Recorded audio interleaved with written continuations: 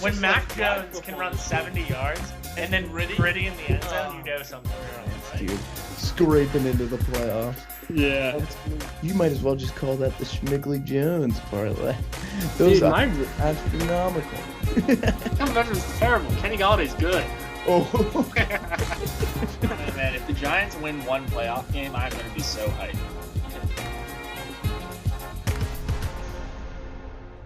All right, everybody, welcome back to another week of Drop a Pass, Run a Mile. This is the playoff, wildcard weekend playoff preview. Done with the regular season. It's out of the way. First things first, I'm recording this from my phone because I'm not risking my laptop not recording again like what happened in week 17 preview. Secondly, I am just me. Jared's not here today. He couldn't make it. And yeah, I mean, that's about it. Happy for playoffs. I am in hibernation now, as you can see, awaiting the next time the Giants will play. But in the meantime, I guess I can enjoy some subpar football from, these playoff teams. We'll get into the Red Zone recap right now. First game, Steelers-Ravens on Saturday. Steelers beat them 17-10. Obviously, Ravens playing with a lot of their backups. If it wasn't for that big Deontay Johnson touchdown, I don't know. It might have made it a little more interesting because neither team could really move the ball much. There was a lot of rain, so that obviously didn't help. But, Steelers make their way into the playoffs. Insane. Anyone that thinks Mike Tomlin should be fired is ridiculous. I know there was talks about it, and dude's getting you at least 500 every year, and sometimes you make the playoffs. I would take that out of any head coach. Insane, especially doing it with the offense that they had for half the year. It's incredible. So Steelers finished 10-7, make the playoffs. Good for them. Next game, Texans-Colts. Texans beat them 23-19. To be honest, I feel like the Texans really had control of this game, obviously from that first play with Nico Collins' 75-yard touchdown. At least it felt like it.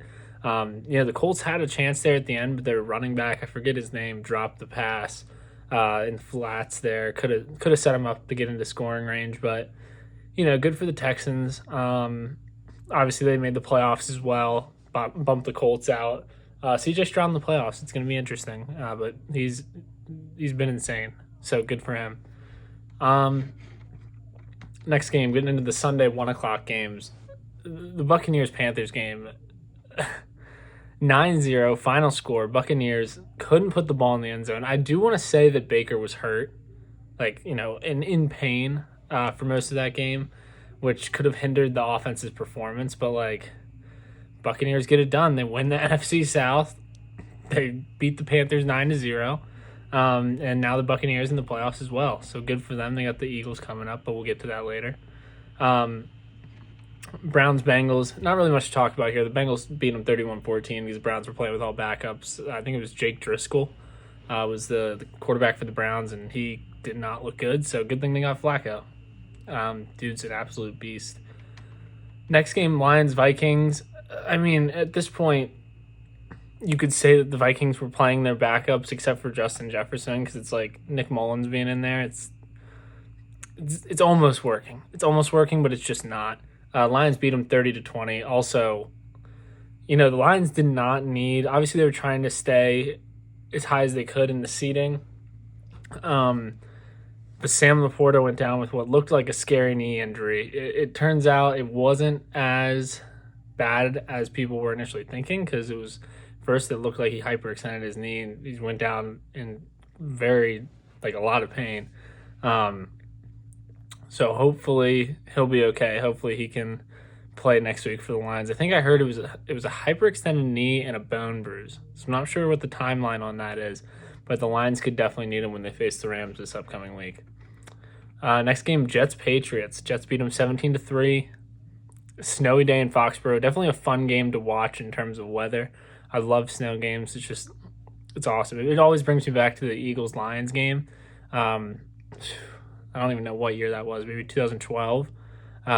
all that snow. Calvin Johnson laying out, comes up with the snow on his face mask. LaShawn McCoy juking everybody out like there's no snow on the ground at all. That game was awesome. But I guess it's kind of it's a discredit to that game to be comparing that to Jets Patriots. But we'll move on. Forget I said anything.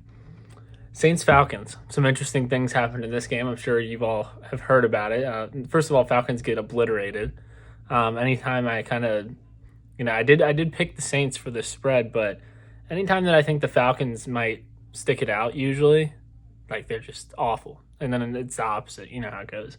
But yeah, Saints beat them 48-17. Should have probably beat them 41-17 or 42-17. But Saints come out in kneel formation. Jameis Winston's in. Jamal Williams, who led the league in touchdowns last year, did not have a single one this year until the Saints decided to fake kneel it. And Jamal Williams got in the end zone. Jameis was pumped. The whole team was pumped for him, obviously. One person not very pumped was Arthur Smith. Arthur Smith had some words with Dennis Allen. Dennis Allen apologized in the postgame. But, it was a player's decision, obviously. Some people are mad at Jameis. It's like, come on. Like, the Falcons it's not like, it didn't matter. Who cares?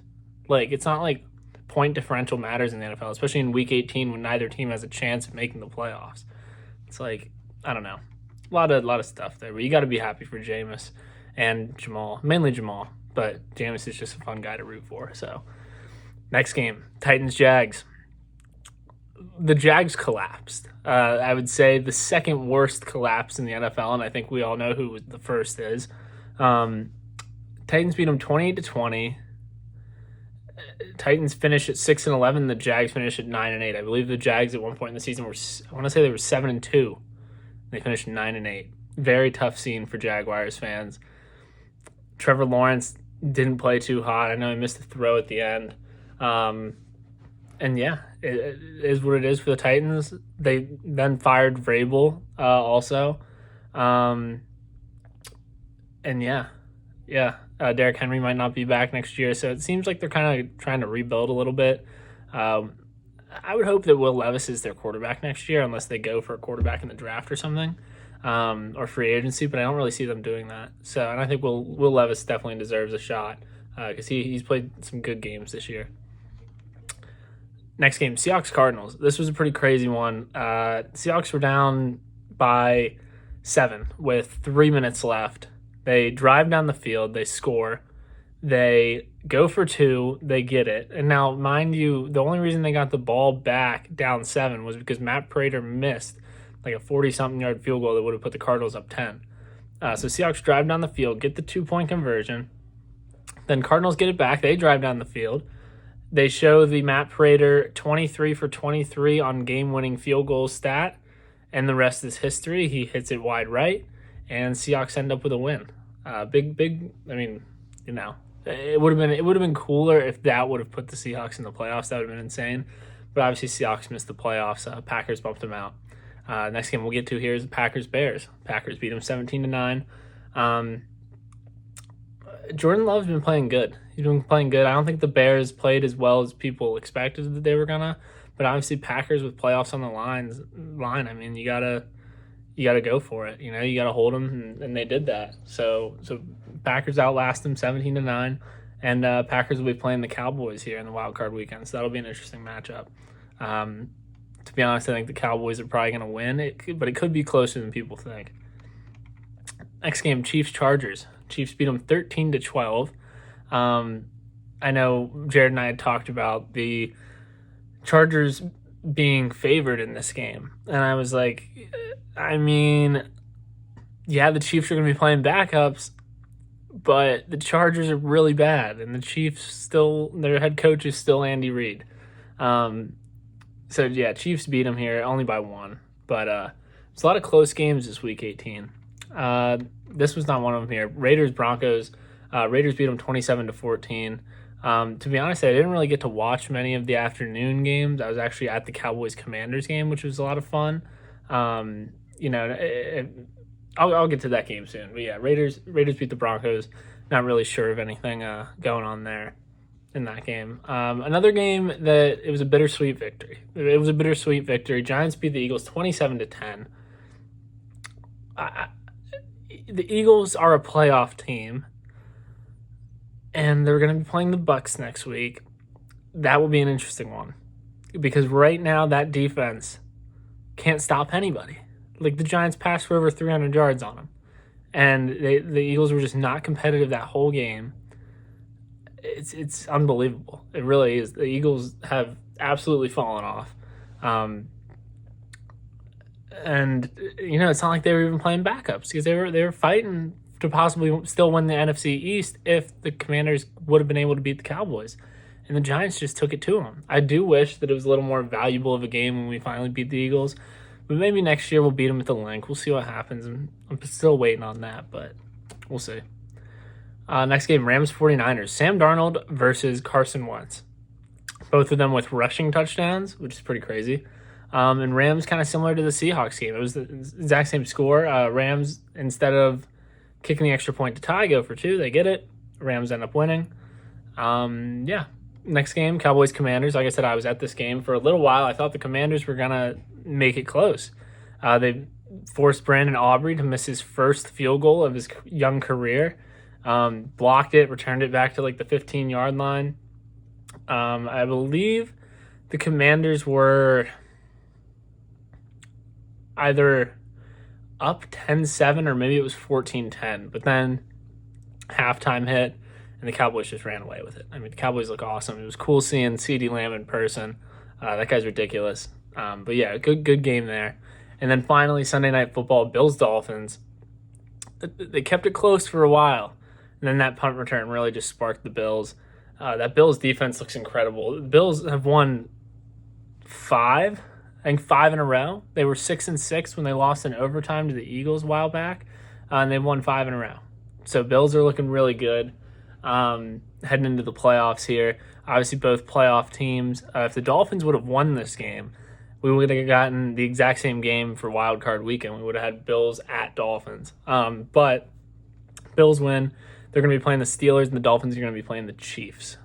So that concludes the Red Zone recap.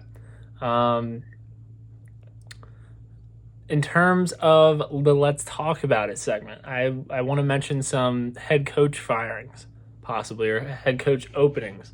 Let me just pull this up real quick here. Sorry if this is loud on the keyboard. So obviously the Titans fired Vrabel. Let me see. Ron Rivera also fired obviously. Arthur Smith as well. It's like a list. Okay, yeah. So you have the Panthers. They had their interim head coach. To be honest, I don't even know who it is. The Panthers. I was talking about this with one of my coworkers. I think the Panthers right now are probably the worst off franchise in professional sports. Like, where they are sitting right now in terms of draft capital, in terms of performance, in terms of coaching, they have nothing going for them. And it's bad. It's really bad. Because it's what's outstanding, too, is that if they just waited one more year, they didn't have to trade the farm just to get Justin Fields. They could have waited, kept everybody, kept DJ Moore, and got an awesome quarterback in Caleb Williams. I mean, potential awesome quarterback. You know how it goes. But, yeah, tough to be a Panthers fan. Shout out my buddy Justin. Poor Justin. Everybody, prayers for Justin. It's tough. Next one, Raiders. So, obviously, Antonio Pierce is the interim head coach, and he kind of lit the fire under the Raiders. Not going to lie, they played in some good games.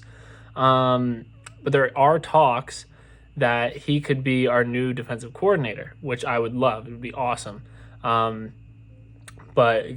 Wink Martindale, our defensive coordinator, the Giants defensive coordinator, resigned this morning after Dable had fired, I believe it was the D-line and linebackers coach, and Wink Martindale had been with them since he was in Baltimore, so he was very unhappy about that. Apparently had some choice words with Dable and walked out. So that's that. But yeah, it would be really cool to have Antonio Pierce fill that defensive coordinator position if he chooses to come there. But I would be surprised if the Raiders don't offer him some money to become their next head coach. I would.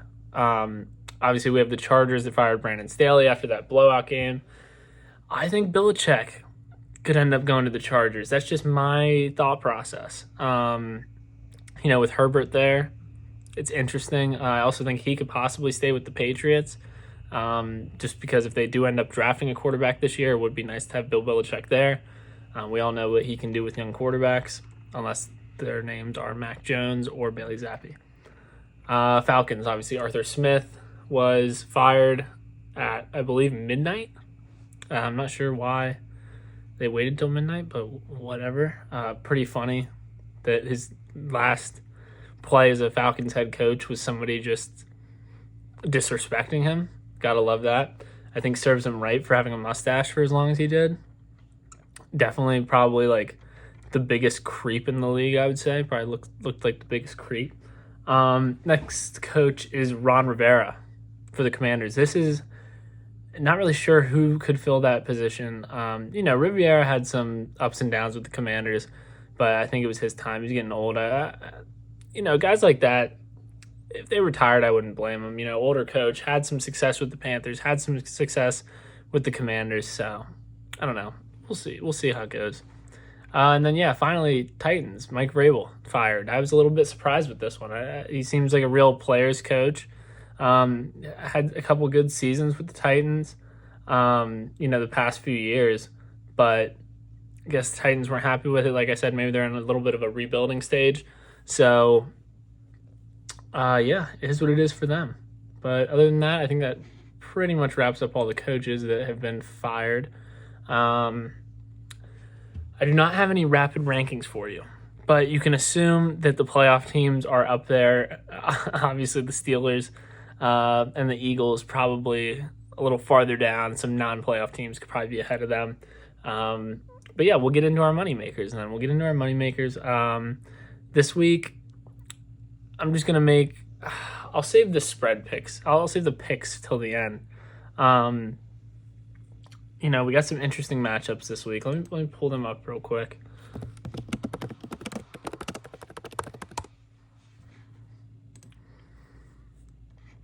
So in the AFC,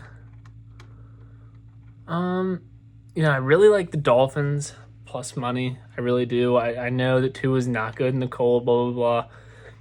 And I know the Chiefs have Patrick Mahomes. This is not the same. I know their defense is good, but the Dolphins' offense is also outstanding. And this is not the same Chiefs team we're used to. It's just not. Their offense has not been as productive. I like Dolphins plus points here. Another play, I'd probably like... does Amari Cooper do it to the Texans again, maybe? Maybe Amari Cooper anytime touchdown. That's a fun one. Bills... I feel like Stephon Diggs has to see the end zone. Like, the dude hasn't scored a touchdown in weeks, so I kind of like Stephon Diggs touchdown scorer as well. And if I had to make a parlay, if I had to make a 3-leg parlay, I'd probably go with Browns money line. I'd probably go with... I like the Rams. I will say I like the Rams. So I would go Browns money line, Rams money line, and then I'd probably take Dolphins at like plus 6.5. I think that'd probably get you some pretty good odds. You have a favorite, you have an underdog, and you have an alt spread as well. That'll be the parlay. It's the money makers. Jared didn't send me anything right now or for this podcast, so we can get his picks next week. I will say too, for the spread, I ended up winning a weekly pick'em league, which was really cool. I went 14-2. This was not against the spread. This was straight out. And where it really mattered, which is this podcast, I ended up going 9-7 against the spread. So, it's okay. Jared beat me out this year, but I had a good comeback there towards the end. Let's get into. I guess we got no guess the player. This is probably gonna be a shorter podcast. So I guess we'll get into our Pigskin predictions. All right. Let me pull up the games again.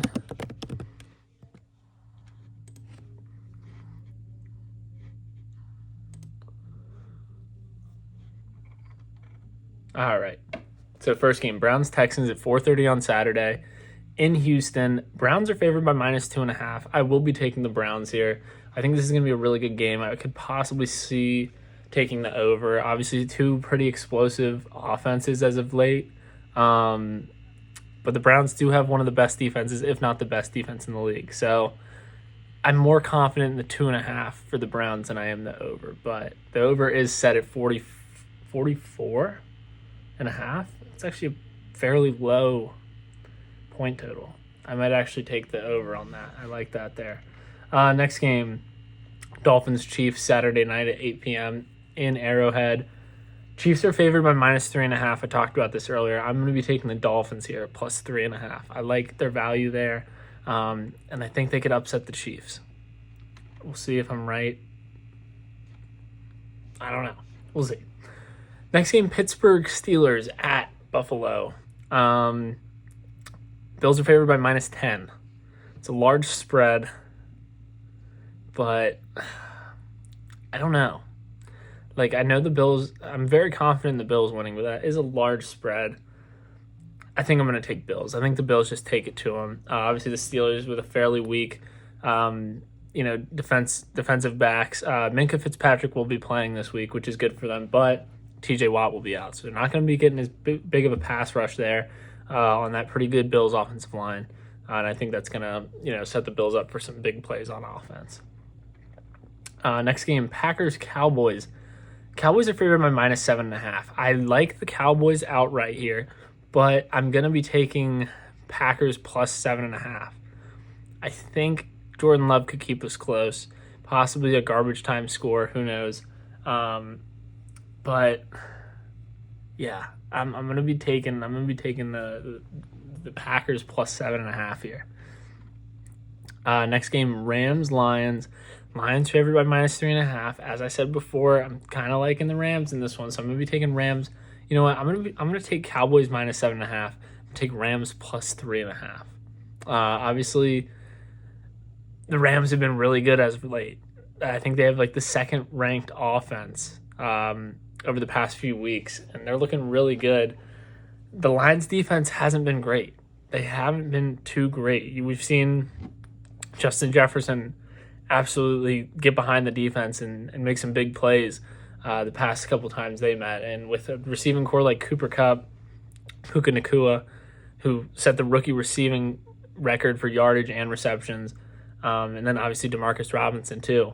They got a good receiving core, and Kyron Williams has been playing great as well. And Rams have been good at stopping the run for on the the Lions' offensive side of the ball. So I like the Rams here. As sad as it is, I want the Lions to win. It'd be fun if the Lions won. But I think the Rams are going to take it to them. We'll see what happens. And then finally, last game of the wild card weekend, Monday night, Eagles, Buccaneers in Tampa, because Tampa won the division, so they get the home field advantage. Eagles are favored by -3. I'm going to take the Buccaneers here because, to be honest, I think the Buccaneers are going to win.